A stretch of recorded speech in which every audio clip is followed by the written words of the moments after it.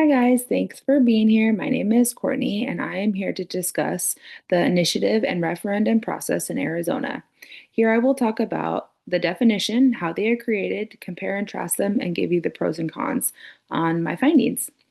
In the US, some states give citizens the power to help make or change laws through a process called initiative and a referendum.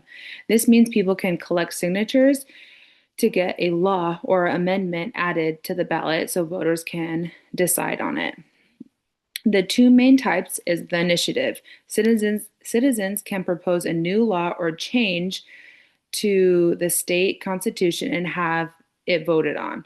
A referendum is when citizens can challenge a law that was already passed by the lawmakers and ask voters if it should stay or be removed.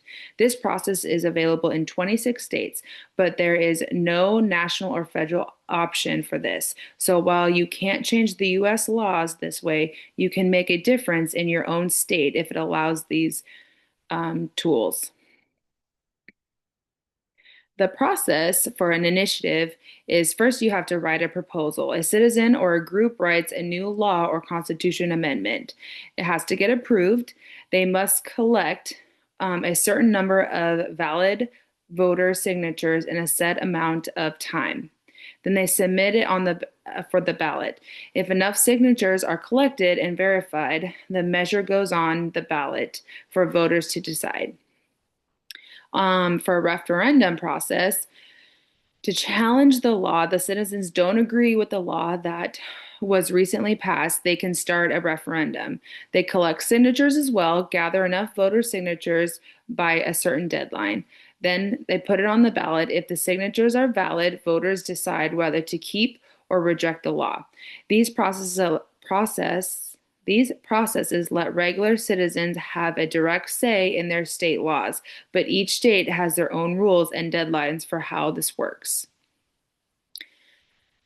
So the findings for comparison and contrasting is the initiative and referendum are both tools of direct democracy. By supporting the direct democracy in Arizona, it allows the people to power to make and vote on laws themselves. However, they serve different purposes. The initiative is to start a new law, to create new laws or policies the legislator hasn't passed. The referendum is you can review or stop an existing law. The purpose is to challenge or confirm existing laws. But they both give the power to the people. They're used at different stages of the lawmaking process.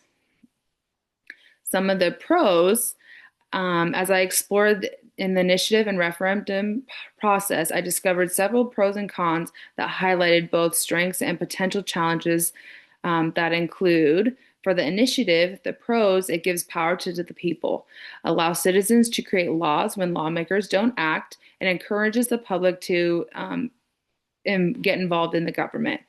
Some cons that I noted were they can be influenced by big money and um, special interest in groups. Complex issues may be oversimplified. Voters may not always fully understand the law that they're voting on.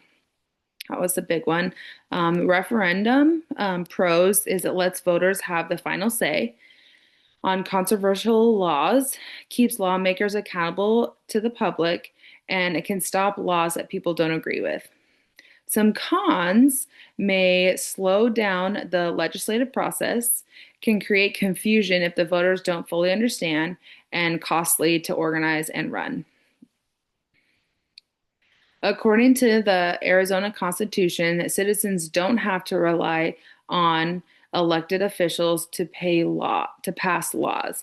They can gather signatures to process new laws like which is an initiative, or stop laws they disagree with, like the referendums. This system ensures that the Arizonians have a direct say in their government and can help shape policies that affect their daily lives.